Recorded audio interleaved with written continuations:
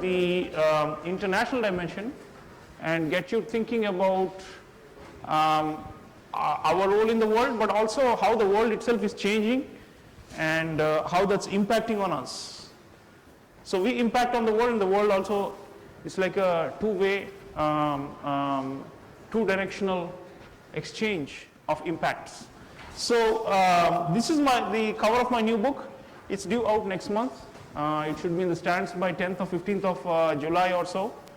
And this, of course, the title is self-explanatory. It is about our Prime Minister and what he's been doing overseas, and also at home with visitors as well as with our interests. So it's not just travel, but there's much more. And I'm going to look at all of it and try to get you a sense of the major shifts and the changes and the transformations in our approach to the world in the last 2 years.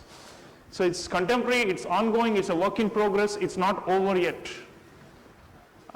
It's still being, you can argue that it is still being worked out as I speak. So there is ample news coverage about what he's been doing around the world, and you must have all been following some of his famous speeches overseas and these kind of things. But I'm going to go deeper and look at the big shifts and the transformations that have come about. What you're seeing in the news is the manifestation of the deeper reality which has changed. And so what has changed and how has it changed is what I'm going to talk about today. It's also a kind of you can say it's neither a biographical study, this book, nor is it a complete analysis of Indian foreign policy in entirety. It's looking at the Prime Minister and what he has been doing in foreign policy. So there is a biographical element to it, but also a policy element. It's neither fully foreign policy nor fully biography. Yeah? But we will draw insights on some of his traits and characteristics which are important for us to understand how he's been changing things. So the cover, as you can see, this is from the Press Information Bureau, and the cover shows him about to descend from Air India One in one of his many foreign travels. And we chose this because, one, it represents foreign, and two, it captures the idea that India is on the move, that things are happening, and that there is a kind of an optimism about the whole thing. So this is the symbolic notion, and there are many other, there are different poses of the Prime Minister when he climbs up the stairs or comes down the stairs, but we chose this one because it seems to symbolize some kind of a presentation of India before the world. It's like we have now arrived, or we are arriving. That's one of the ways of looking at this image. So what is this doctrine? What is a doctrine in foreign policy? Anyone? What is a doctrine? Sometimes people say, don't be doctrinaire in your set of rules that convey a certain way of doing things. Yeah, it's basically a systematic way of conducting policy. If policy is not guided by a doctrine, one or more doctrines, if it is just a kind of like too pragmatic, as in case by case, individual, circumstance by circumstance, event by event, that's called ad hoc. Ad hocism. Doctrine is the opposite of ad hocism. Doctrine suggests that there's some deeper vision and philosophy and modus operandi and so method as well as vision for achieving certain goals, certain set goals. Yeah, so it's a very systematic thing. Historically, people have attributed foreign policy doctrines to many heads of state around the world. Usually a lot of American presidents get this doctrine thing attached to them. The most famous, for example, in the Cold War period was the Truman Doctrine. The Truman Doctrine defined what is the problem for American foreign policy and then went about tackling that problem.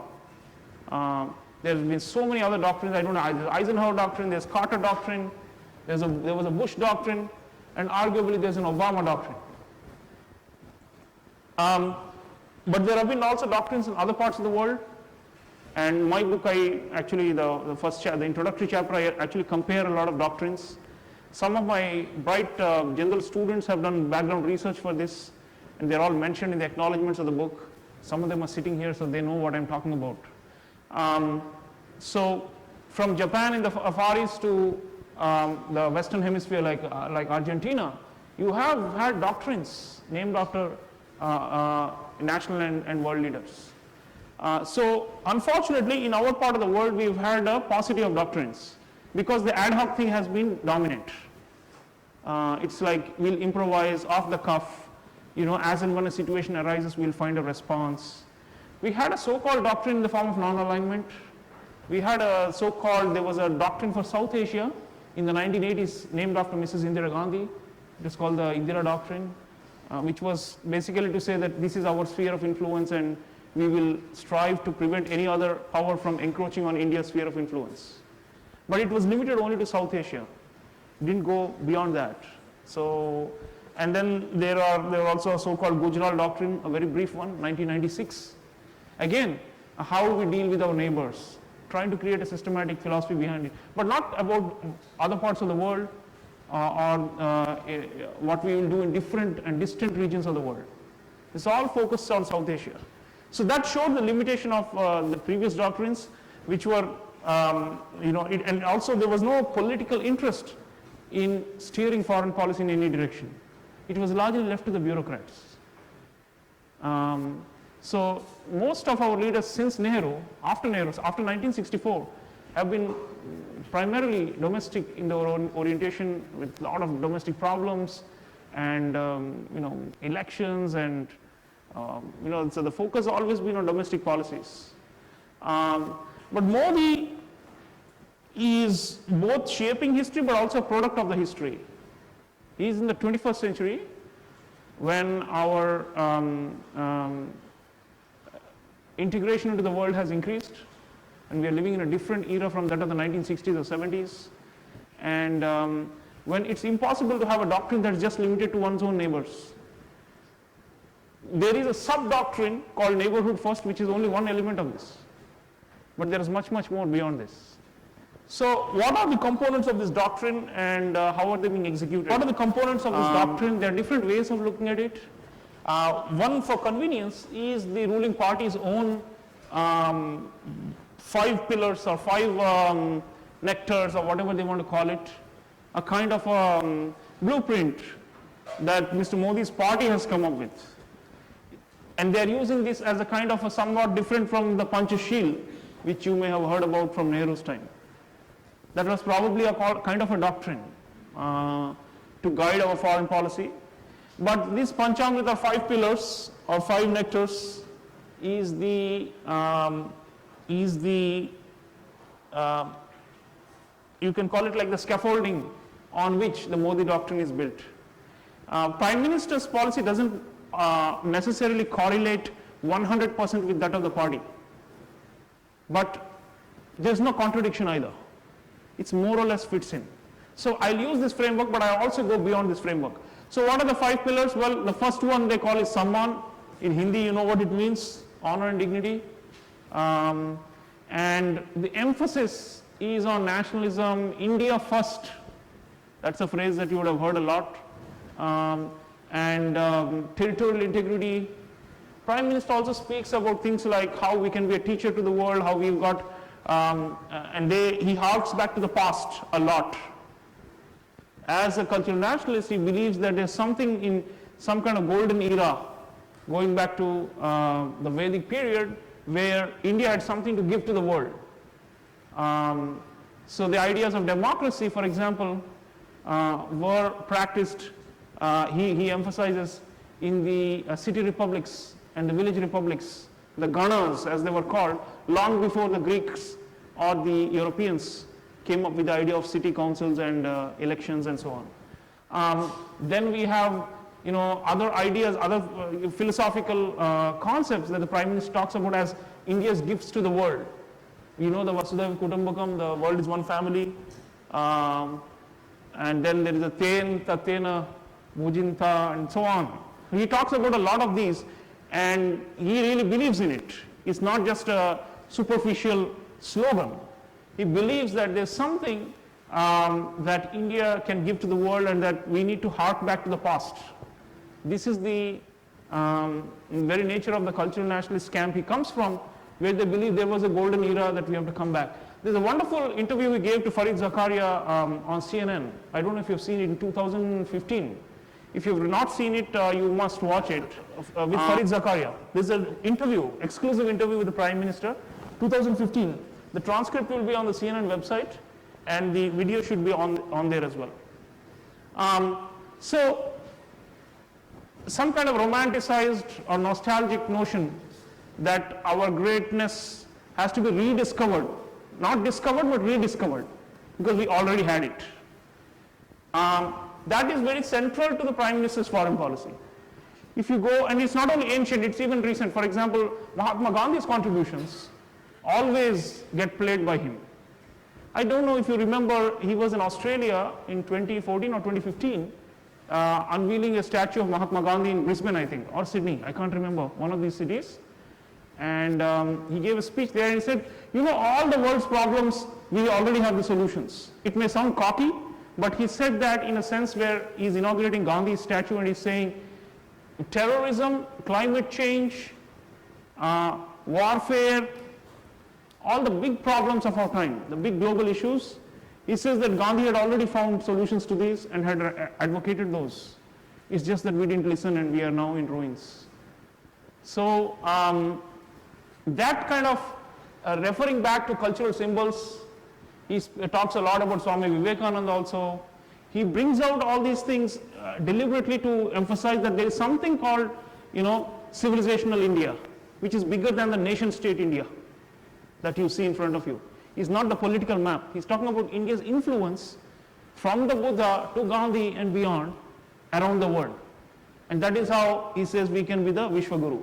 So this thing, you know, I mean, anybody can say it, but when it comes from him, it has an impact because they want to revive many things relating to India's golden past and implement them for connectivity and for trade and all those with other countries. I'll come to those schemes.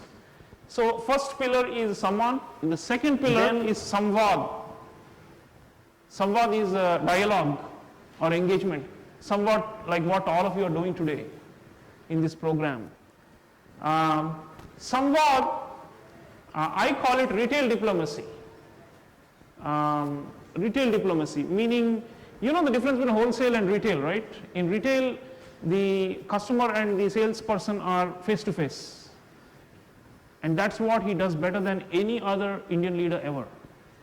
He connects not only with the governments, with his peers, as in presidents and prime ministers, but also with CEOs, with students, with average people. He, like Obama, he does a lot of these town hall kind of gatherings where he likes interacting with people of other countries and leaving an imprint on their minds. This is what I call retail diplomacy. So 38 countries in 25 months, this is a world record for an Indian leader. Probably a world record for any head of state. I have not studied the global figures, but certainly as of June, he's been to 38 countries, out of which United States he has visited 4 times, Nepal he has visited twice, Afghanistan he has visited twice. So if you actually add each visit rather than each country, it's probably like 45 visits altogether. So on average, he's doing 1.5 visits a month, or sometimes 2 visits a month on average. And that is when there's parliament session. If you remove those, on average, he's probably doing 4 or 5 countries a month. And unfortunately, in our country, there's a penny pinching and an accounting going on as to how much he's spending in his foreign visits in the media as a running commentary, without understanding what are the benefits of all this. Why does he need to justify this? Foreign policy, if you want to be a great power, and to make India a great power or a leading power as he calls it, you don't need to justify this. Rather, we should say we are unhappy with this and we should do more of this. But that's how, you know, that's the nature of democracy, everyone has a view. So anyway, Samvad, what is special about Modi's way of doing Samvad? Well, first of all, it's a lot of engagement with a lot of countries. And this is only foreign visits. If you add up the number of people who he's been hosting, The summits we have hosted here, there's the Africa summit where there were 43 heads of state in this country. There was an Asia, small Pacific Island nation summit where there were 10 heads of state in this country, and so on. If you add them up, it's a phenomenal amount of engagement. So just the volume is very high, one. But more than the volume, there's something about the strategy which is very different from the past. The strategy is evenly divided between great, middle, and small powers. We engage with great powers in a certain way. We engage with middle powers in a certain way. We engage with small powers in a different way. So what are these ways? Well, with great powers, the first two are self-explanatory. The biggest powers on this planet, China and the United States, he believes in personal touch, personal chemistry. You may have heard the term Obama quite a bit. With President Xi, I think there is not as much affinity, but he has tried, he's tried to create that kind of atmospherics. A lot of people dismiss this and say that this is just a kind of, showbiz. He's taking a selfie with Wen Jiabao and, this is just showmanship and it's just for media consumption. But believe me, there's something deeper behind this chemistry business, this personal chemistry business. And that is, he tries to create bridges with counterparts which will be helpful in times of crisis or stalemate with those countries, and which can help overcome some of this, because it's an attempt to create interpersonal trust even in a cold and calculated world of global politics. Interpersonal trust matters, especially between heads of state. Emotions and trust and values do matter. They are not absent in the field of international politics. So with great powers, there's a great deal of investment in personal relationship building. And he does it probably, probably better than any leader on the planet. And for a lot of these leaders, they are kind of not used to this kind of warmth and excessive, this kind of body language that Modi has. But then, at the end of the day, it helps clear obstacles. So if you look at our relationship with both with China and the United States, there's a conscious attempt to do that. With middle powers, I got Stephen Harper of Canada on here. Unfortunately, he lost the election, so he's currently no longer the Prime Minister, but this was when he visited Canada about a year and a half ago, before the last Canadian election. That's a middle power, like India. I don't think, unlike India, it has even a chance of becoming ever a great power, because it's got limited resources and small ambition anyway. But with middle powers, it's a different equation, and he tries to actually see that there is some kind of equitable exchange, and that there is mutual benefit and mutual gain. With small powers like this one, this is Modi in Fiji with the 10 heads of state of the Pacific Island nations. I remember he lost some domestic election, a state election, maybe the Delhi election at the time when he was there. And there was a big hullabaloo in the domestic media saying, why does he go to countries like Seychelles or Fiji? He should be, sitting at home and fixing the problems and attending to people's expectations. That was a very narrow view, because first of all, he has not been losing all the time. They've recently won something, so it's not the case that it's a decline. And secondly, more importantly, these small countries matter. Prime Minister uses a phrase, I've heard him use it in Mauritius and in Seychelles. Chote chote tapu. Those of you who know Hindi, what are tapu kya hota hai? Good. So, Jazeera or whatever you want to call it, small ones. These matter a lot. They matter not just in terms of numbers, huge voting bloc in the UN, we need their support for various things we want in multilateral organizations, but also because these small countries are pretty vulnerable to the pressures and influences of other competing powers. So you have to move them, you have to quote them. And the greatness of Modi is that he makes these small island nations feel at ease with India. There is no hegemonic push. There is no hegemonic approach. There is no hegemonic intent. And we have been using of late a term called net security providers with these small countries, especially in the Indian Ocean region. And so the dialogue with these smaller players is helping us in a big way, because for the first time we have overcome the notion that India is some kind of like, an aspiring great power that is selfish or is only interested in what it wants for itself. If you've read Lance Price's book, Modi Effect, has anyone read that? Lance Price. It's a very good book.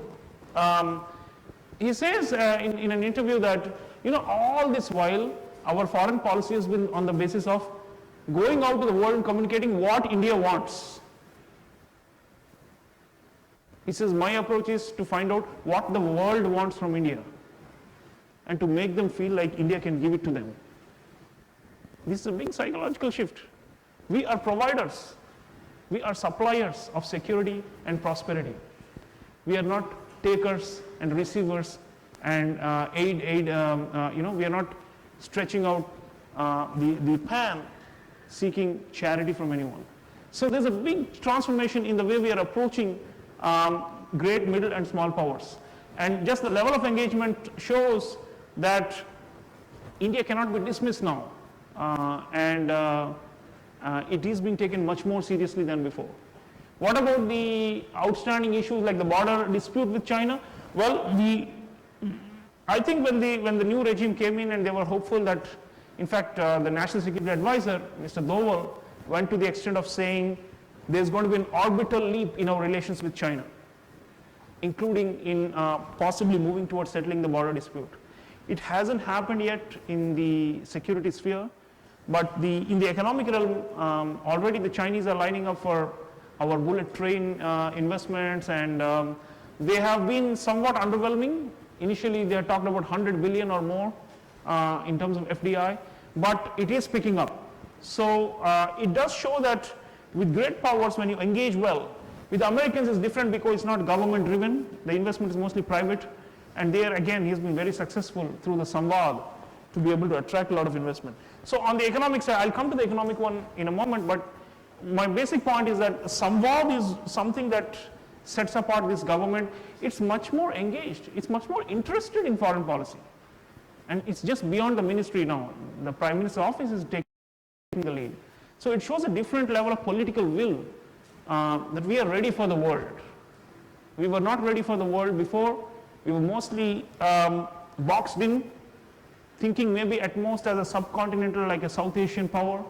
But now we're thinking Asia and beyond as a leading power in the world. Samriddhi is the third pillar. Prosperity, shared prosperity, not just prosperity for ourselves. And how the growth, the economic growth can leverage our foreign connections and can actually speed up so that there's higher poverty reduction at home, and there's domestic modernization, infrastructure, all these things, all these flagship endeavors.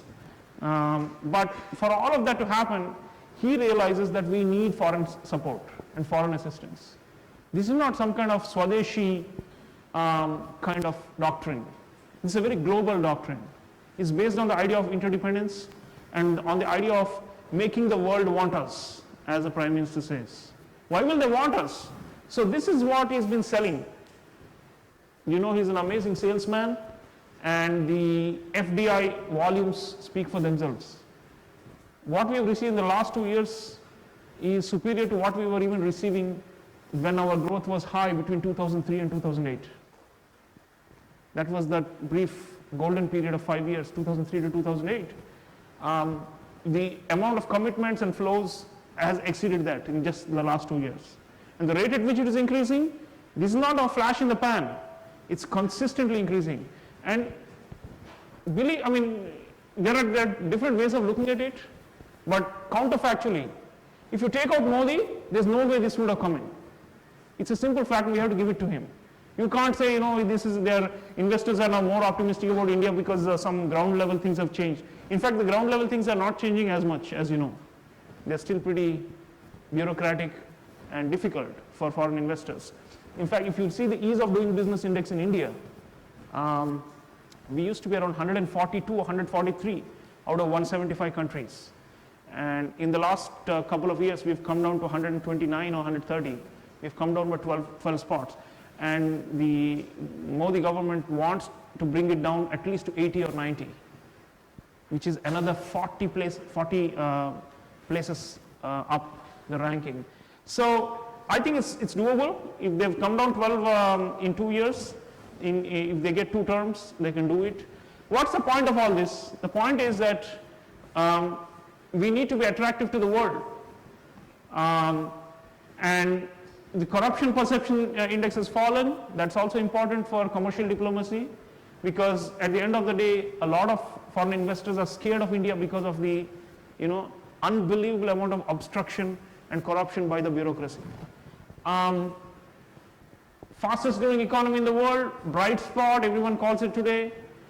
And a lot of this is not just about attracting investment, but also increasing our merchandise, goods and services trade with other countries.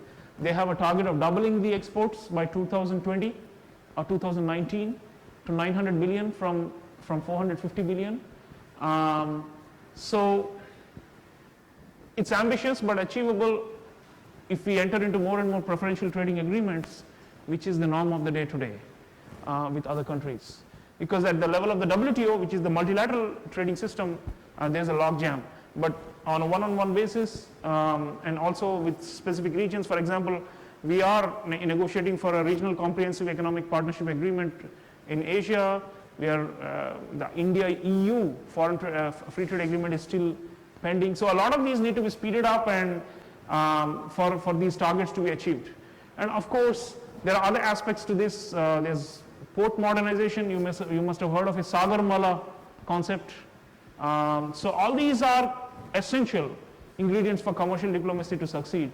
So there's work at home, but a lot of the work overseas that he does is to attract people to come here, to make India a kind of a magnet.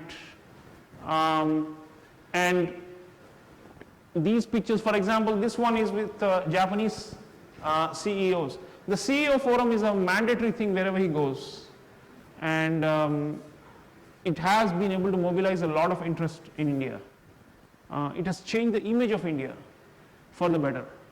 Instead of it being seen as an impossible place where there are hurdles for everything and too many intermediaries, it is being seen as a country with a clean leadership at the top, still creaky infrastructure, still bureaucratic at the middle and the lower levels, but based on his assurances, there is a degree of confidence. So a lot more needs to be done. I'm not going to go into domestic reforms and these kind of things in this lecture, because this is on foreign affairs. Make in India, of course, is supposed to attract a lot more in some key sectors, defense being one of the major ones, where there is indeed potential. Regional connectivity, that's the other big thing, corridors. The one that we are now promoting a lot is the Bangladesh, Bhutan, India, Nepal corridor in our own neighborhood, to try and increase the virtuous circle of free movement of goods and services, which will bring prosperity to all of us. Prime Minister is a big believer in this liberal interdependence, commercial interdependence, and he believes in regional integration in our own sub-region, but also at a broader level with Africa, with East Asia. So those projects have to, the connectivity, we have not done it fast enough. For example, the Myanmar-Thailand connection, which was supposed to have been done long ago, the Kaladan corridor is still not built. So a lot of these need actually a push, unfortunately, and they are not, it's not institutionalized. We are masters of cost overruns and time overruns, as you know, in almost all projects. So what he is doing is trying to speed up. He's like a catalyst. Advanced foreign economic diplomacy. This is another big thing, involving states. Even though he is not dependent on any state for in the form of a coalition to run this government, he deliberately involves state governments to stake out and to further their own commercial diplomacy with partners overseas. He did it when he was himself a chief minister, and there were some others who did it, like Naidu and Krishna and so on. But what he is now doing is, at the level of the central government, the restrictions or the controls on the state governments to be able to do more commercial diplomacy with their peers overseas has been brought down. He encourages, in fact, if he goes to China, he's taking along some chief ministers. He goes to Bangladesh, he takes along some chief ministers. Yeah? So this thing has now become institutionalized. And it is not due to coalition pressures. He has no coalition pressures. He has a majority. But he does it because he knows that there is more that the units of India can do on their own without needing, the central government to be the chaperone. So empower the regions, empower the states, so they take on more and more what we call subunit diplomacy with their partners overseas. So Bihar may have something directly with Sichuan province of China. It doesn't require New Delhi or Beijing. Yeah, and so on. I'm just giving you one example. These are now pretty advanced. This is going to actually generate a lot of benefit for the country in time to come. Active states which have their own foreign policies or mini sub-foreign policies. They are also at the level of ideas. Samriddhi also at the level of ideas and best practices. He's a believer in learning from others. He's not that kind of, narrow-minded cultural nationalist who say, we are so great that, we only teach others and we don't have anything to absorb from others. He's always saying it's a two-way process. And so this is more the signing the obituary to Lee Kuan Yew when he passed away in Singapore. I put that up because he has absorbed a lot of lessons from Singapore's modernization. A lot of these smart cities, and this is him with Angela Merkel at Hanover in Germany, where the India Pavilion advertised smart cities, because a lot of these environmentally and technologically advanced urban planning has happened outside India. And we should not be shy in accepting that they are superior to us. And we should try and bring back those practices to change the face of this country. So, for example, Varanasi, Kashi, is a sister city with Kyoto in Japan. And if you know the story of Kyoto, you will understand Kyoto is the old imperial capital of Japan, which has heritage monuments, a lot of them, like Kashi. But if you do helter-skelter modernization, unplanned urbanization, you are likely to destroy all of it. So Kyoto and Kashi have been paired up, and the Japanese are helping redesign Varanasi. The Singaporeans are involved in building the new capital of Andhra. What is the title and name of Amravati? So we need expertise. We need expertise, and we don't have it all within our own country. We should learn. Unfortunately, our bureaucracy, a lot of people who have been trying to stop him within the system say things like, India is unique and we got our own problems and you can't compare us with anybody else. We can't learn from anyone. We are sui generis. The problem with that attitude is nothing changes. So you need to have an open mind I remember reading excerpts of something he said in the 1990s, way back. At that time he was not even an office holder. He was just a pracharak for the RSS, and in those days he used to travel a lot. He went to Israel. It must have been 1991 or 92 or 93, I don't remember the year. To America, and he traveled to nearly 40 countries in those days. Mostly for the, mobilization for the Sangh and all that. But more importantly, apparently he's been recorded as saying things like, if they could turn the desert and make it blue in agriculture, why can't we do this in our society? If they could solve our transportation problems, why can't we do this? Why can't we be inspired by these societies, be it Eastern or Western or Middle Eastern? So that's the kind of openness to learning and transfer of ideas. That's also part of this commercial diplomacy. So smart cities and these kind of things involve huge funding and investment. But on the other hand, when you pair up with another city, you have the sister city arrangements, and he's been doing a lot of that. It also creates a sense that that we can transfer some of the best practices. Okay, what apart from Samriddhi, Suraksha, security, national, regional and global security. This is of course the traditional diplomacy, right? You can't say that Modi has somehow been very innovative in this, but I'll tell you what he has done differently. But this is the classic old style diplomacy which is focused on military and power and balance of power and influence and jostling for spheres in different parts of the world. And here the biggest difference we have seen is of course the neighborhood first, which had been in neglect over the last 10 years or so, before 2004. And there's been like a renewed focus both on the personal chemistry part with neighboring countries, his visits to neighboring countries, and also new ideas like BBIN, SARC -1, and so on. Even with this -1, which has not been very cooperative with us, he has made extraordinary attempts. He has staked his own prestige on the line and landed in Lahore, and what happened after that. So there are two ways of looking at it. One is he is naive and he thinks that everyone understands business, the language of business, give and take, and so he thinks he can integrate the region by dangling carrots. Yeah. Okay, so with the swearing-in ceremonies, his visits to Nepal and other South Asian countries, initially you did definitely see that there was more of a focus on the regional area, even with the Look East policy becoming the Act East policy.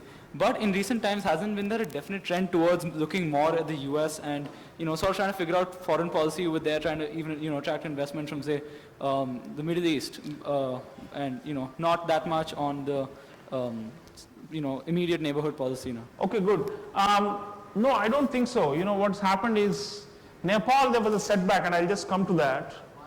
But Maldives, yeah, there's been a coup, basically a kind of an overthrow of the regime, and there's increasing Chinese influence there. But I think the level of engagement is high if you look at the rest of the neighbors. With Bangladesh, we did a very big land boundary agreement, last year, where we conceded more land than we got.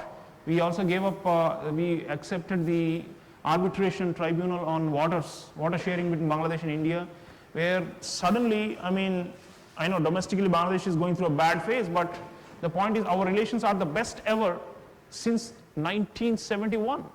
The people in Bangladesh saying this land boundary agreement has been hanging sword for 45 years and only Modi could come and solve it. So that's one. If you look at Sri Lanka, there's been a renewed effort to change the direction of the country, which is favorable to us and also good for them. There's a lot of cultural diplomacy is playing here. There's a Ramayana trail, there's the Buddhist circuit. All these things are being brought in to try and connect our Asian landmass closer. So these kind of things he's doing well. I don't think there's a diversion away from the region. But it's just that, the sources of capital are a little away from us. Our neighboring countries cannot actually invest in India. They don't have the capacity. But what we want them to do is bind them together in some kind of a web of prosperity, where right now, unfortunately, the intra-SAARC trade is very low. It's only 17 billion. And we need to, and the smaller countries export 2 billion and import 15 billion from us.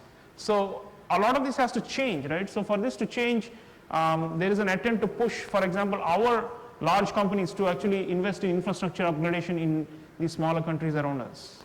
So I think a lot is happening. I think SAARC -1 will work, and eventually, even with Chabahar, what we have done is to actually sound out the Pakistanis that, if you want to get on that gravy train and understand the language of mutual benefit and business, here is your chance, So I think he believes that eventually they'll come around, although it's doubtful whether that will happen because they have a very security mindset, which is different from his logic, which is based on business and commerce. And in fact, we wanted the motor vehicles agreement was supposed to allow transit, but was not allowed, and therefore now we are going through Iran. But the point is, the neighborhood is more settled and is more secure today than before. And even with Myanmar, which is not part of SAARC, there is an attempt to use our soft power there in a bigger way now that there's a transition towards democracy. Net security provider, Indian Ocean region, there's been a lot of work with Mauritius, with Seychelles, and even with the eastern coast of Africa, which is part of the Indian Ocean littoral region. There's been a lot of work to try and draw them in with defense agreements. The number of defense agreements and deals we have done with various countries for joint military exercises, for patrolling, for radar equipment. This is Prime Minister inaugurating the radar station set up by India in Seychelles on the top left-hand corner. So those kind of things he's been doing phenomenally, and that is the comfort factor that smaller countries have with India, because he has a certain way of emoting with them and with connecting with their masses, not just with the leaders. That helps us. Yeah. The Maldives, we are now, the strategy is to have continuous engagement with them, even though it's you can argue that essentially it's an anti-India kind of a regime that's coming. So the attempt is to try and bring them around, and for us to also do more for their infrastructural growth and so on. As you know, we have faced a setback where one of our companies was thrown out from the Maldives airport construction deal, and it was given to the Chinese. So there are problems with the Maldives, but I think what they decided to do is quiet engagement. Even with Nepal, after the setback, after the Madhes agitation, the idea is quiet engagement but continuous engagement, to the point that they see the benefits of engaging with India. And increasingly, our emphasis needs to be on non-material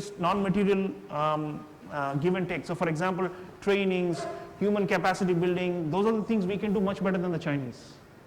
The Chinese can build all the dams and the projects and the heavy infrastructure, but the skilled personnel and the training and the human resource development has to come from us. There's one famous African leader, Jakaya Kikwete, the former president of Tanzania, who once said, "You see all these hospitals in my country, they're all built by the Chinese. And you go inside and all the nurses and doctors are Indians." So that's the difference. And we need to play to our strengths, especially our ability to connect with people and to change people's lives on the ground through trainings and through skill imparting. What else? Strategic partnership with the United States, but not alliance. Obviously not alliance, because there are problems we have with the US also, right? And ultimately, if you want to become a great power yourself, you cannot become a junior partner to an existing great power. You have to carve out your own set of followers and your own what we call pole for it to become a multipolar world. So with the logistics agreement which was recently signed and so on, we have come further with the US than before. Oriented towards Hindutva and propounds, resonates with the RSS ideology, but RSS's ideology is thoroughly against Hindutva ideology, is thoroughly against the Western civilization, and so how does Modi deal with that? Like, he has a different ideology. No, I'll tell you what. I think, as I said, he believes in free flow of ideas. He's not opposed to learning from Western or non-Western. In fact, he has learned more from Singapore and Japan, for example, for modernization than from European or American countries. So I think he's not insular. Let me put it this way: he's not insular like his parent body, and I think he's a better reader, because he knows that, in a way, he knows that there's something called globalization out there. You cannot deny it. You cannot ride against it. But he wants to maximize the good out of it for India. Yeah. So there is, that's why I said earlier that this is not a Swadeshi kind of ideology at all. It's a much more globalized one, Modi doctrine. Yeah. You said something about strategic partnership with the United States. Is there any advancement or any strategic partnership of any kind with Russia? That's an older one, which we've always had. There's nothing new that I would say that Modi has brought to Russia. We continue to have a strong defense relationship with them, and he was in Moscow last year, I think, I remember,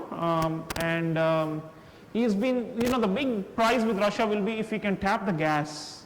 There is something called a North-South corridor, which is only on paper right now.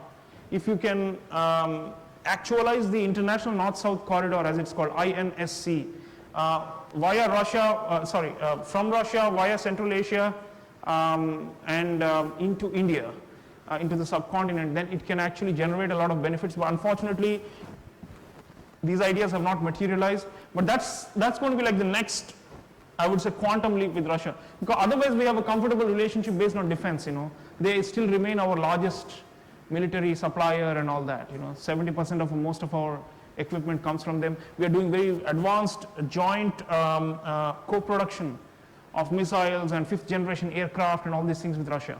So that continues, and in fact that's why I said we will never be allies of the United States, because whenever the Americans have a problem with someone, let's say Putin, they ask us to join the sanctions or to cold shoulder them, and we can't do it. So we say, sorry, our interests are ours. So I think BRICS, for example, this is one of the BRICS summits. The reason I have the picture on is these are not less important for Modi. There's a misnomer that we are pro-Western. We are not pro-Western. As far as he is concerned, it's India first, and whoever benefits India and helps us to become a major power, we will take their assistance, of course, knowing that nobody does charity, right, in world affairs. So there are self-interested motives, even for the United States, to want to promote India in all these multilateral forums. So there are issues with the United States. With China, as I said before, there's a big push to try and normalize and to end the border dispute. Modi has this notion that he's a history maker and that he should go down in history to be remembered for solving the big problems. He believes he's an obstacle remover. In Hindi they say, Vighna Vinashak. He believes in that. I don't know whether it will all succeed, but certainly there is an attempt to, and there is so whenever he meets the Chinese, he says, let's solve it urgently, let's solve it quickly, let's end it fast. We have been doing 18 rounds of negotiations so far, and it can go on endlessly. So, and I think Modi doctrine basically, by also emphasizing on defense and self-reliance and indigenization of our military and our preparedness vis-a-vis the Chinese, is basically saying that if you don't deal with us now when you are still superior and you wait for 10 years, we'll be your equals. And so it's going to be a harder deal then. And so that's the kind of course the Chinese don't believe all this. They still think that India has no chance of catching up with them. But, it's debatable. BRICS remains. BRICS is of course a pillar for multipolarity. Act East, what is the difference between Look East and Act East? Well, we changed the name since Modi came to power. And there is a lot going on in terms of defense and strategic agreements with Japan, for example. It had started in the previous government. Japan was considered a success story even then, but the Shinzo Abe and Modi chemistry is probably better than Obama. It's the most, you can call it the bromance of Asia. There's no better one than Modi and Abe. And there is a reason for it, because there is a perceived common sense that Asia is becoming hegemonic and we must prevent it. And to that extent, even Shinzo Abe, by the way, even though the Japanese tend to be very pro-American, if you see Shinzo Abe's own notion, he wants Japan to actually rise up as a normal country again. So he has reinterpreted the constitution and attempted to bring back the Japanese military to play an active role, not just in self-defense, but also to support its allies and so on. Of course, treaty ally of the United States, Japan remains under American influence, but increasingly he's looking for other partners. And for India, it's very critical. So Israel in the Middle East and Japan in East Asia, or in the Indo-Pacific as we call it now, or Asia-Pacific, these are now becoming the critical pillars for Modi doctrine, for security, also for economic reasons. So if you see the Japanese investments coming into India is phenomenal. And he had tapped it much, much before becoming the Prime Minister.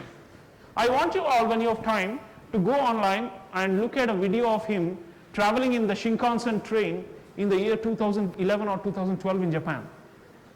And this has been covered by Gujarati regional channel. And he's talking about why he's in Japan, how leaders in Japan are responding to him, and what he wants to do with Japan. This is the chief minister of a state, and he's already thinking about how Japan can be useful and what he needs to be doing about it. And the amount of Japanese investment he tapped for Gujarat is incomparable. No state of India has done that. And it shows. There's a wonderful speech he gave to the Japanese Chambers of Commerce in 2014 after becoming Prime Minister, where he says, I'm a Gujarati and commerce runs in my blood, and I have learned how to do business from Japan. Japan, which many of the Western corporate houses struggle to crack, it's got this inscrutable culture in its own ways, and we can never really understand them. So here is this fellow Asian turning up, and he's looking at their trains and at their infrastructure, and looking at their smart cities, looking at their investment and attracting them. And he gives a very interesting anecdote, and it's worth narrating here. He says, I'm a Gujarati, and I never knew what golf was. The game golf. He says, I never knew about it, and I thought that is some very fancy thing that you see business tycoons playing and all that.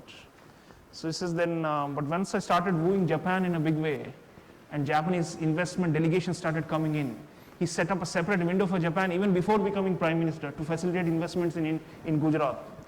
He says, I realized that these guys, they swear by golf, and they need to go and tee off at the end of the day. And so he says, for the first time in Ahmedabad, I created a world-class golf course just to make them feel at home.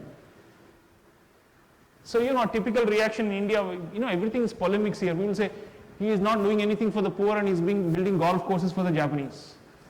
The point is, the Japanese come and create wealth for you. They are not here, to exploit you, right? This the old mindset is that you are so suspicious of multinationals and foreign corporations. Modi is saying, I'm pretty confident, you come on my terms, and you also benefit from it. So anyway, Japan has become very central, both in defense, in the Suraksha, and also in Samriddhi.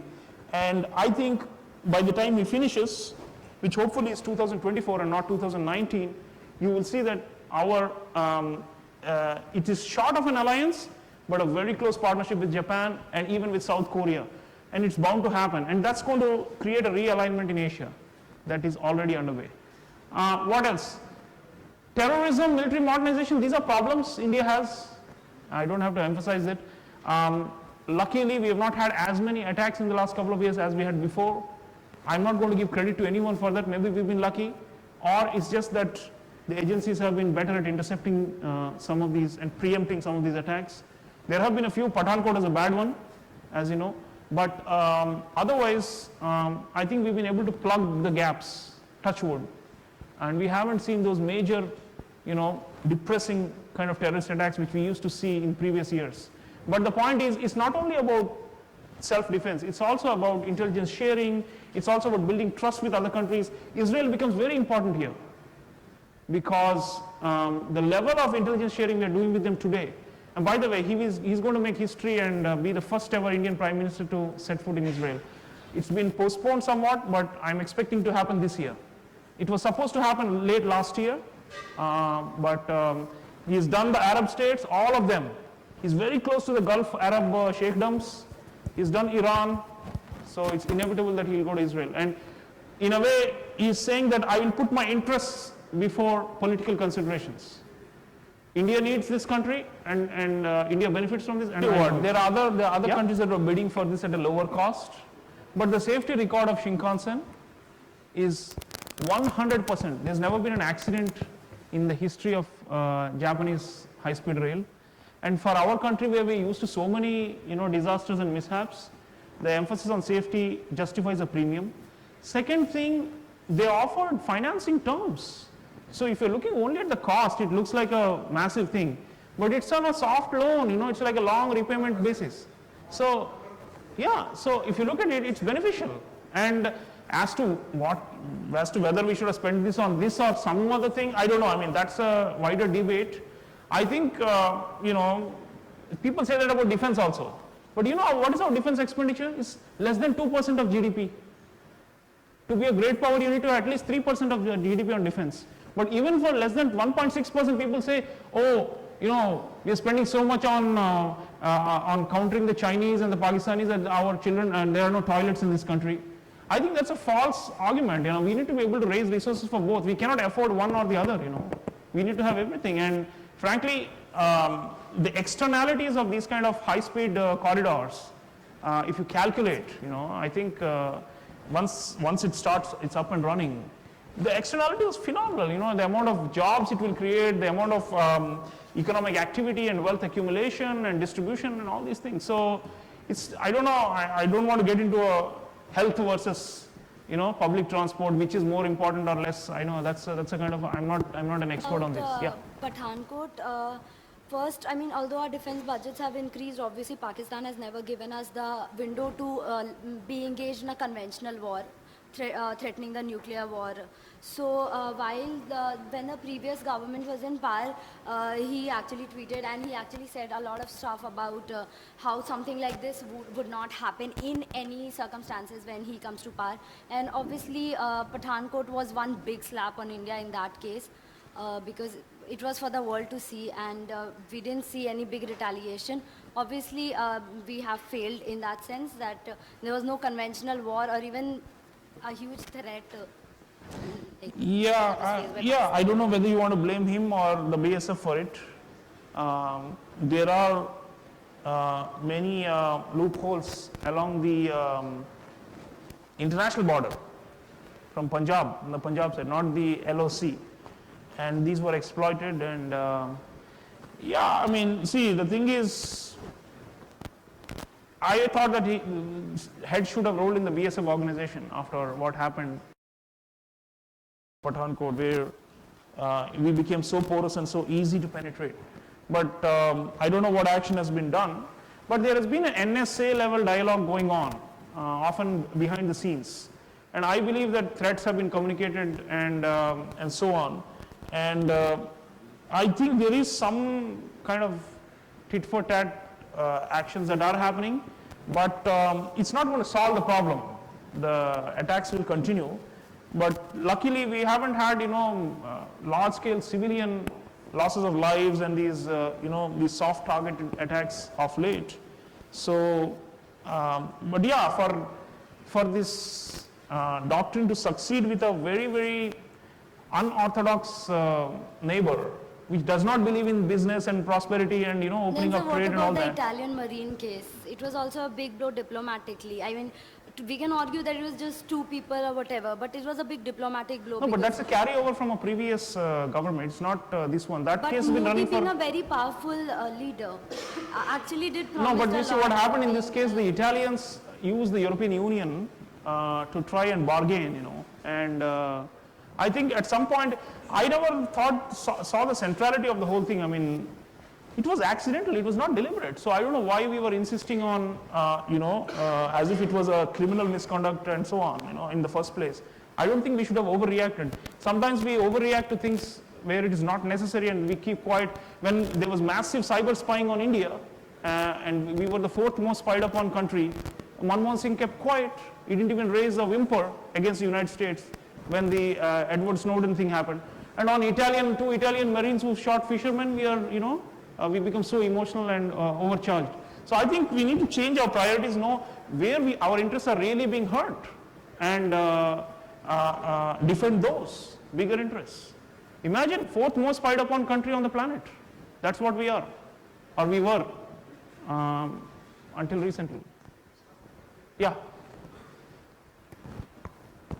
Sir, regarding the question of the Prime Minister visiting Israel and better relationship with Israel, the previous governments have been you know, more pro-Palestine. They've been providing lots of aids. So like, why specifically is this incumbent government being more supportive to Israel and not being towards Palestine?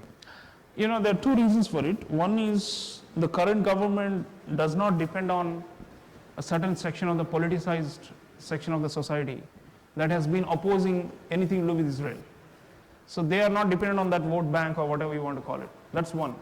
The second reason is this advanced defense trade that we are doing now with them, co-production and intelligence sharing, all of it requires a high-level push, for it to happen. Israel has many other customers apart from us. So it's very important that we maintain it at a certain level. And as far as support to the Palestinian institutions, that continues. I mean, if you look at Ramallah, most of the Palestinian Authority civil infrastructure is still being supported by Indian assistance. So we have not, we continue to say that the two-state solution is a just solution and so on. There have been one or two resolutions where we voted this way or that way, but overall if you see, I don't think it's a big, but what he's doing is he's saying that, we cannot hyphenate this too much, We need Israel for certain reasons. And, we oppose, for example, the settlers, the settlement policies. India has always opposed what is happening in the West Bank and in East Jerusalem. But that doesn't mean we don't take all the benefits we get from Israel. In Haryana, I want you all to know that just around the corner here in Karnal, there's a very big agro-processing facility set up by the Israelis. Has anyone seen it? It's a miracle. Our farmers go there, get trained in advanced drip irrigation and I don't know what else, I'm not into this science, but they have learned a whole range of techniques and they're coming back and are implementing it here. And it is increasing, doubling, quadrupling the yields and all these things. So it goes back to Modi's point early on, if they could make the desert bloom, we should learn from them. They're great people also, right? So what I'm saying is this openness to putting your money where your mouth is and where it is in India's interest, I think it's a refreshing thing. By the way, our foreign policy bureaucracy is still very hesitant and very cautious when it comes to Israel. I remember last year we did a dialogue on India and Israel with a think tank in Delhi and they were all hush-hush about it, saying we should not invite many people, it may create a controversy and so on. But I think Prime Minister and Mr. Doval especially, Mr. Doval has been interacting exclusively with Israelis in a very big way. And it clearly shows that there is a higher degree of security coordination and cooperation now. You all remember in the Mumbai attacks of 2009, the Jewish center in Mumbai was also attacked. And if you heard the transcripts of the terrorists with their handlers, they're asking them who to kill and who not to kill, and they're saying, look for the Jews especially, and massacre them. So this goes back, and we have to deal with it. There is a security element to this, and we can't shy away from it. It doesn't mean that we have given up and now we have lost our neutrality on the dispute. We are saying that we'll deal with Israel on its own merit, not vis-a-vis what is happening with the Palestinians. Yeah, so we are also short on time. Can you hold your questions please and ask me after I finish? Yeah. We also have invited questions on our app, so we can have those questions. We'll have more. Military modernization, very important aspect of national security. There's a mountain strike corps that's being created on the Chinese border. There's a massive infrastructure upgrade in the Navy. The Andaman Islands, those of you who know, earlier our line of defense, coastal defense used to be the eastern coast of India, the Coromandel coast, and now it is the Andamans. We have pushed it further, and there is an attempt to involve our Navy in many more joint exercises with many other countries, not just the Malabar drills that we do with Japan and the United States. It's worldwide. Our Navy is making a bigger presence. If you remember the rescue efforts we did in Yemen last year at the start of the war, I call it a rescue diplomacy, and it was so phenomenally successful. Nationals of 42 countries were evacuated by Indian Navy. It's the first time ever. Earlier we used to just look out for our own people and maybe not even help them. But now we are saying we have the capacity not only to rescue our own people, but with coordination of other countries. Imagine citizens of 41 countries being pulled out by a country like India, which was never considered to be having these kind of capacities before. So military modernization, especially the Navy, on the naval side in the Indian Ocean region, in East Asia, that's where I think there's a lot of movement and a lot of development in Modi doctrine. Last but not least is this thing. In a way, it's different from what you had asked about the insular notion of culture. This is a kind of a culture where he tries to mingle and connect Indian civilization with other civilizations and build soft power for India. And he is best known for these huge diaspora events. Diaspora diplomacy is part of that. The diaspora will say that they have never seen a prime minister like him, somebody who has accepted them fully without any so-called guilt or reservations, and someone who has tapped into them in a big way, and someone who has been able to help them find their honor and dignity in their countries of adoption, and also to be accepted back home here.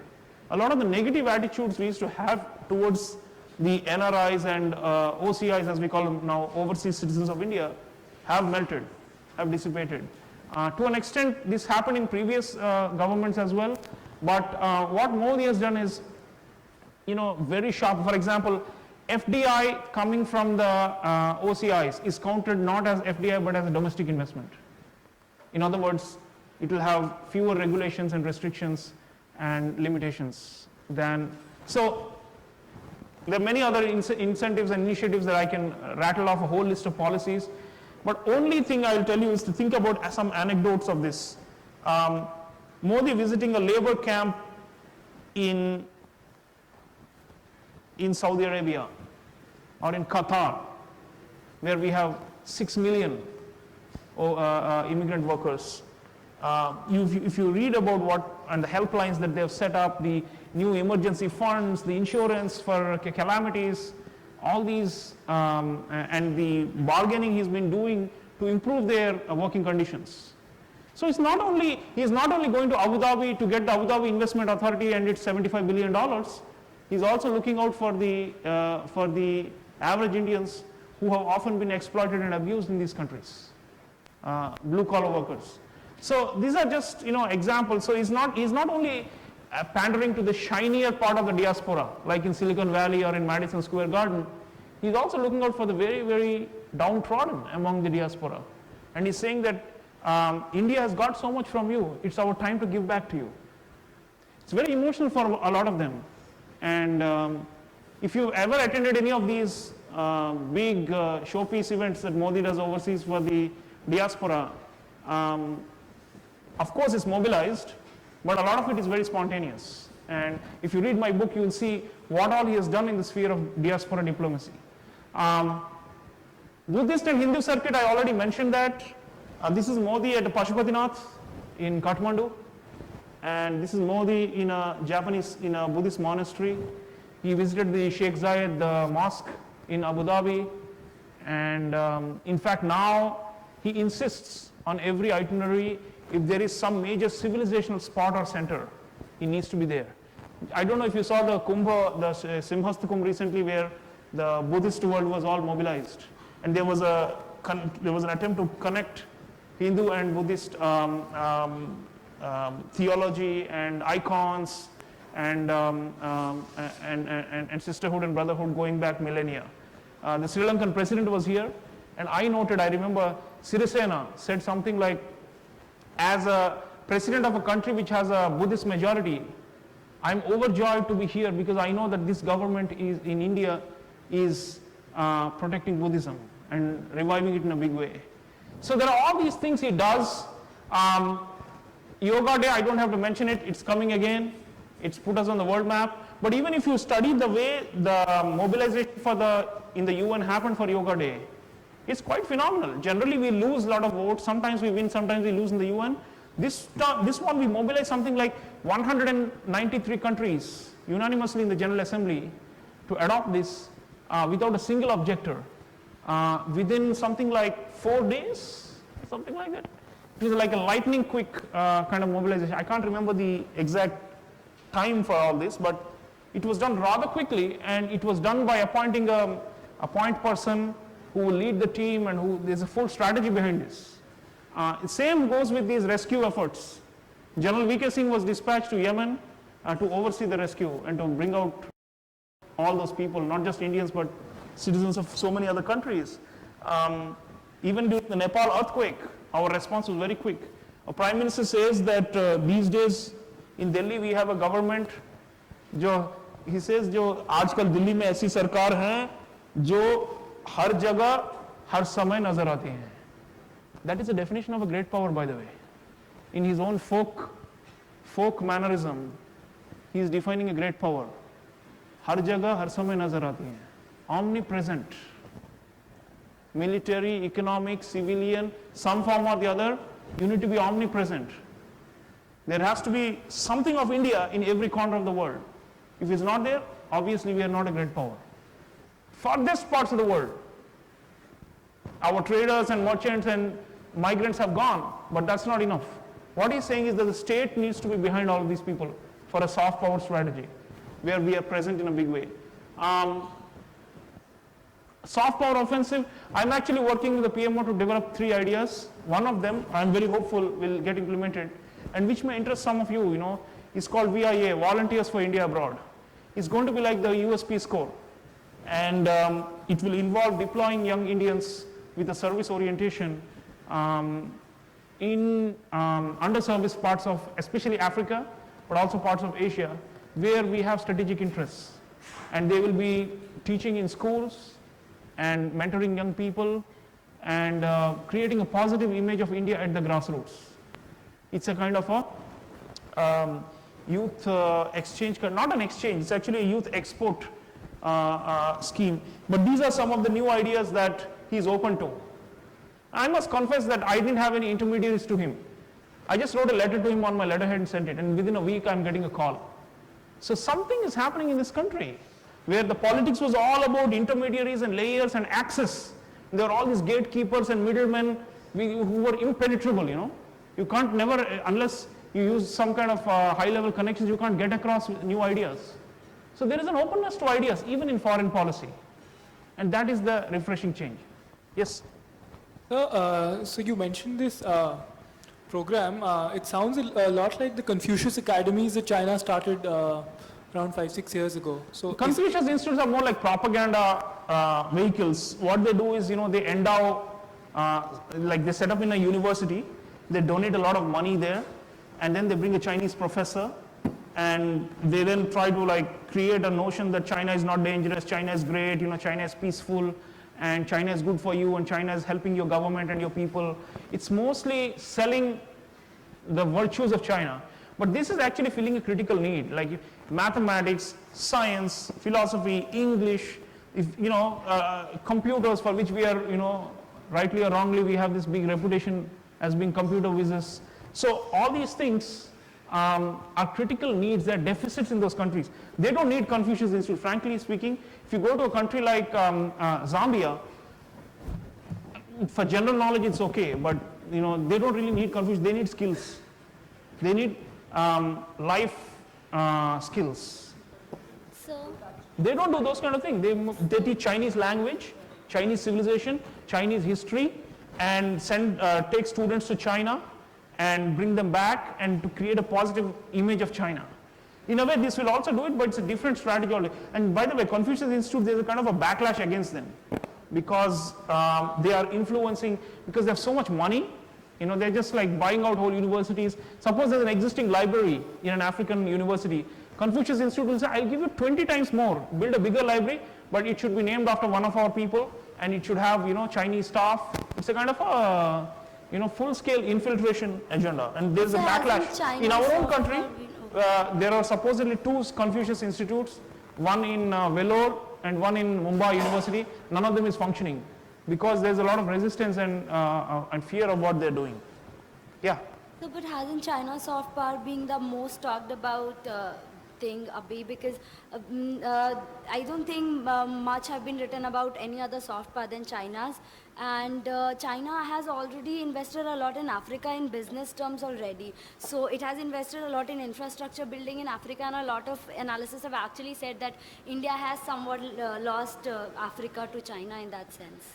I don't think we've lost it. As I said, we are dealing with skill building and human resource capacity building and so on. It's just that the Chinese have so much more money to throw around. They have huge surpluses. Their forex reserves are like over $3 trillion because it's a major trading power. They export so much. They accumulate so much.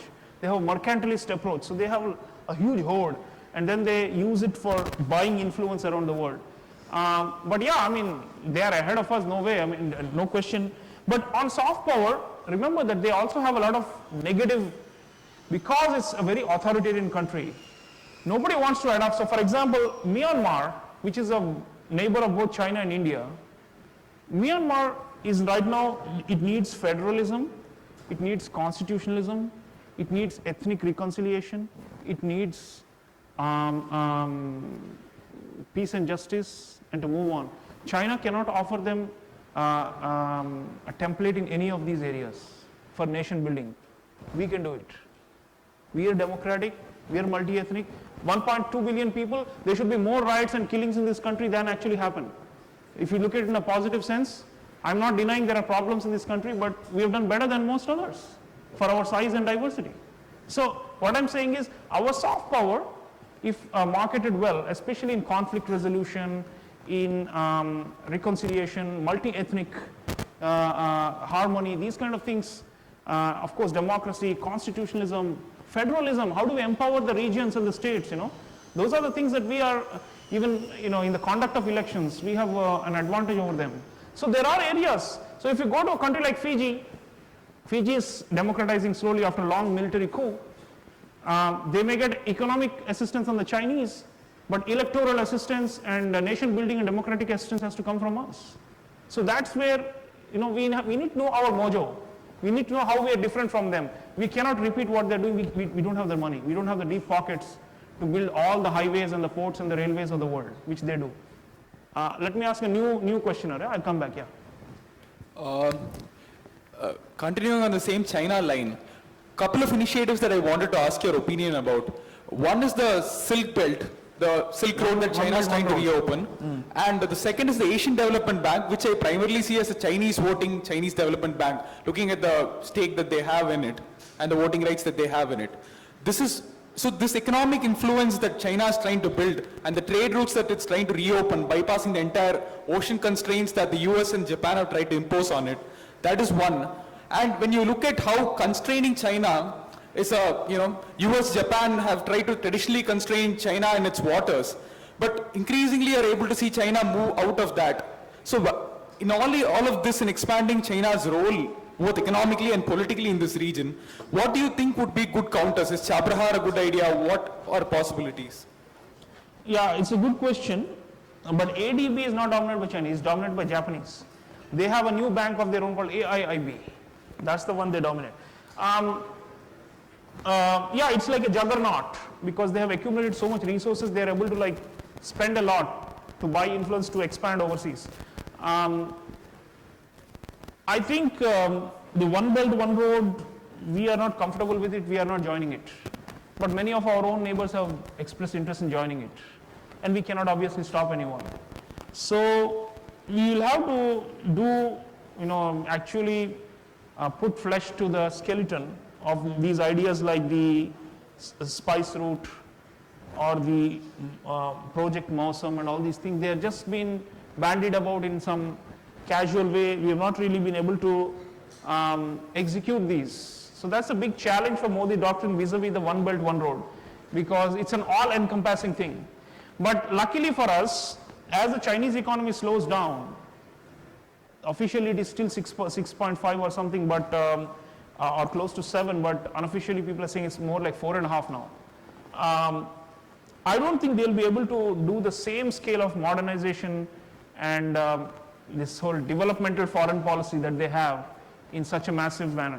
If you look at One Belt, One Road, the concept on paper, it will involve China spending trillions of dollars. And right now they don't, with the slowdown, they don't have the capacity to do that. So hopefully they will not be able to fully implement it. There are some in India who say that, what's the big deal, we'll also benefit infrastructurally, we should also join One Belt, One Road. Kolkata, for example, if you see the map, the port of Kolkata is part of One Belt, One Road, if we allow it. And the Chinese have been pushing for it in a big way, saying, what do you need to just come on, how can we build your confidence, can't you join us and all that. The only problem with this is strategically, it involves expanding Chinese influence, and we joining in as a junior partner, it doesn't work. They're doing the China-Pakistan corridor for $46 billion that will entrench some of the problems we have with our own neighbors. So the only counter has to be a grand plan, that is geo-economic in nature. We don't do enough geo-economics, there's too much geopolitics only. So geo-economics meaning tying pipelines to energy corridors to, the Prime Minister said the other day in that Commonwealth, not Commonwealth, sorry, South Asian Games, I remember he said, my vision, the Sagar, stability and growth for all in the region, SAGAR. Now, it sounds good. He has many such acronyms. As you know, he's famous for these 3 C's, 4 D's, 6 R's, I don't know what else, 7 S's. It's like almost like a B school classroom. But Sagar is an interesting concept. We need to develop that. And the idea of port-led modernization that connects to other ports and creates a circle of mutual interdependence. So there's a lot that can be done. Unfortunately, our ministries have been handicapped because they don't do advanced planning and all that. So everything is, one-man show right now in this country, and there's no institutionalization. That's one of the critiques of this whole thing that I've done in my book, where I say that you need to expand. Young people like you should be involved in, doing basic research on Project Mosam, which has just been talked about in a fancy term, but without any notion of how we can actually implement it. So yeah, we need a counter to One Belt, One Road. I don't think we can join it, especially not in its current form. And we are short on ideas. So it's important that young people like you join in. Yeah, please. We have received some 15 questions here. Already, so. Okay. Let me wrap up in terms of time. Okay, soft power, yeah. So all these matter. These are not gimmicks. Please don't think these are public relations exercises just to show his star power. These are not gimmicks, and these actually help to create an impression of India in the minds of ordinary people around the world. That is soft power really, for us to be more attractive and to be seen as desirable for the rest of the world. That adds up to the hard power, which is economic and military, and that's how you become a great power. So to sum up, Modi Doctrine, basically the clear goal of making India a leading power. This is the term they are using continuously. There is a clear goal, there is a certain modest set of methods to achieve this goal. We used to be very hesitant and reluctant about power itself. We used to say we are a developing country, we are underdogs and we are downtrodden, and we fight for justice in the world along with the other underdogs in a grouping like non-aligned or Global South or G77 and all that. We never had the confidence to say we can become actually a great power ourselves. So that's the big attitudinal transformation of Modi Doctrine. And all that I talked about, these 5 pillars, are aimed at achieving this. Diaspora diplomacy, I've mentioned that. Rescue diplomacy, I've mentioned that. Selfie diplomacy, this. He's famous for this, and if you haven't seen the one with Venjabao, it's wonderful. Cultural diplomacy, I've mentioned that. Military diplomacy, that dimension was missing. Increasingly, we are using it through our Navy, especially our Navy. What is needed now? Overhaul of the bureaucracy. That's not happened. Much to our disappointment, it's not happened. He did fire the Foreign Secretary, Sujata Singh, especially because she was blocking our strategic closeness to Israel and to Japan. And there was a clear policy disagreement there, where he felt like these are old style bureaucrats and they're not able to see my forward vision. So he's ahead of the bureaucracy, and the bureaucracy is still trying to stymie him and to stop him. There is, in fact, if you see what he says to the IFS probationers frequently, he always tells them, learn trade negotiations, learn how to woo business delegations to India, learn how to facilitate our corporates when they come to your country where you're posted in the embassy. These are the skills he wants them to learn. Not just the traditional report writing and socializing, which unfortunately has become the norm, because our ambassadors and our diplomats have not been doing as much as they should be. Targets have rarely been set or even met. For example, you go into a country as an ambassador where the bilateral volume of trade is 5 billion. you should be set a target that in 2 years you should try and triple it at least.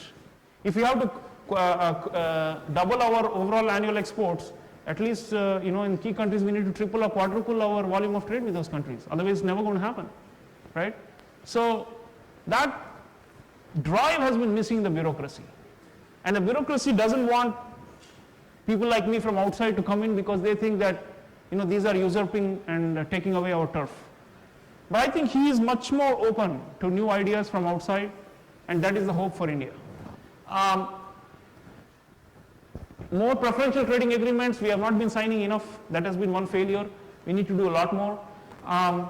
Conceptual response to One Belt, One Road, I just mentioned, we have not yet come up with a coherent and practical, implementable response to One Belt, One Road. Last is the mindset, Prime Minister himself has said the whole world is looking at India with expectations, but we are not ready. We are not ready as in, we don't think that foreign is important still in this country. All the prime time shows are not about, what we are doing in Iran, but about some domestic dispute and squabble all the time. I'm not denying it's a large country with a lot of domestic internal problems, but don't neglect foreign. And I think that is the overall message. He's saying reimagine India not as an entity in itself, but as a unit within a larger global system that is struggling and striving to improve its stature and power and influence in the global system, which will then again come back and create prosperity for our people. You have heard the term glocal, right? The one that combines the two. That is needed. And so when he says India is not ready for the world is wanting us and has high expectations of us, in a way he's asking for an attitude transformation. And all the publicity he does, the e-books and the podcasts and the app broadcasts and all these things, especially on his foreign visits, they are very well compiled. If you see, every time he goes overseas, and then it is sent out through the NIC network to all the citizens of the country, it is, in a way, he is also trying to educate the people about the importance and the value of all these countries to us, So I think the level of foreign consciousness has grown tremendously, and we owe it to him for that, and it's not possible for the bureaucracy to create that interest. It had to come from someone above them, from the political at the top. So I think I've made the reasonable case in this book that constructive criticism apart, he has done phenomenally well. And what is needed at this moment is to broaden the base of the policy making and to involve interested groups of young people especially who have new ideas and new energies. Because if we rely on the so-called experts and the think tanks that have already been there, they just repeat the old formulae. It's for them, this is not possible, that's not possible because they are hostile to us and this is hostile to us. Modi is saying, show me a way.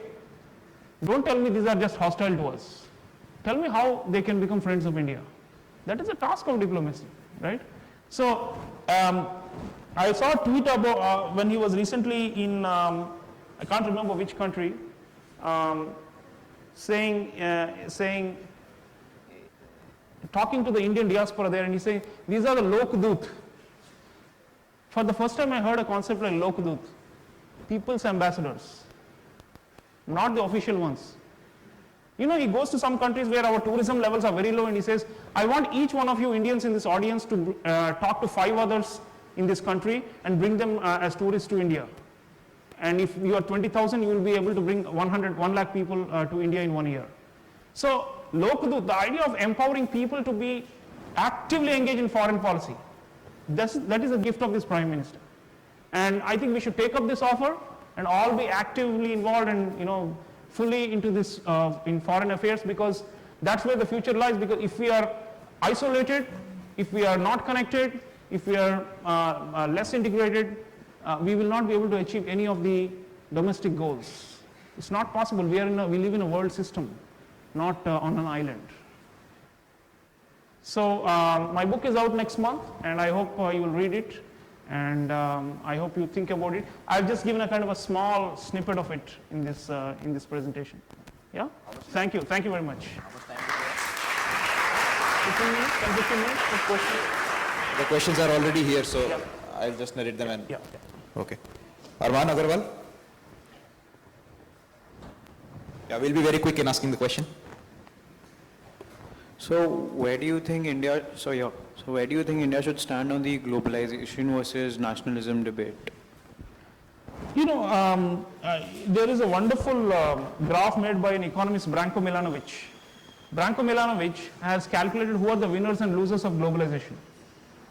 It's a diagrammatic thing. It's a visual representation of who are the winners and losers. The fact is that the majority of the people, of the world's people, have been losers of globalization. Who are the losers? The bulk of the poor in least developed countries, the poor in emerging countries like emerging economies, and the middle and lower classes in rich countries. These are the losers. Who are the winners? The rich in industrialized countries, the middle classes in China and India, and the ultra rich in least developed countries. So if you do your mathematics, it's almost like 1.5 billion people are the winners and around 5.5 billion people are losers of this globalization. So I think as long as it enables our growth and increases the size of the middle classes, we will continue to integrate, but there is a backlash against it, and there has to be obviously some check on unbridled globalization, which is continue to create skewed outcomes, unequal outcomes.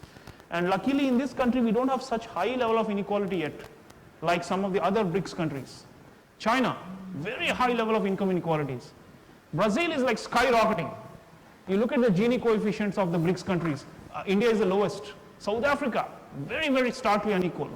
So it's all right for us, you know, domestically we are all self-critical, it's a democracy, we all criticize our own systems and flaws. We keep saying inequalities are increasing and it's bad, but globally speaking, the divide is not so great in India. So I think we should at least try and cap it and not allow it as the growth, that the fear is that as the growth increases 7.5 or 8% for next 8 years or so, we are likely to see an increase in the Gini coefficients and all these things, right? Because if you know your economy, the Kuznets prediction is that when you are at a low baseline and you grow very fast, the inequalities also keep growing very fast until you reach a certain level and then the inequalities start dipping. But that may be like 2-3 generations away, which means that for next 20-30 years, if we grow fast, it's also going to mean very high inequality, and that's going to be a lot of trouble. More riots, more violence, more ethnic politics, and so on. So I think we've got to be wary of the globalization phenomena in entirety and be selective. That's where state capabilities come in. If you have a relatively strong state, it can, like the Chinese have done. You know, the Chinese have maximized the benefits of globalization but have kept out things which they consider to be harmful. We have to also learn from the Chinese on these kind of things. You know? Yeah. Mohnish?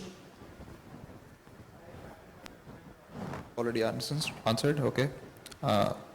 Aman? So US for long has been approaching the India and Pakistan issues with a hyphenated approach. So how do you think the current government's policies are different, and in what aspects basically, than the other governments in dealing with this hyphenation? Yeah, you know, it's difficult because the Americans have their own calculations with Pakistan. They're selling F-16 jets, they're giving military aid, they still depend on them for getting pulling the chestnuts out of the fire in Afghanistan. Many Indian nationalists, even now, believe that the Americans don't really want India to be predominant in our region. And therefore, at some point, somewhere, they say we must also keep them under control.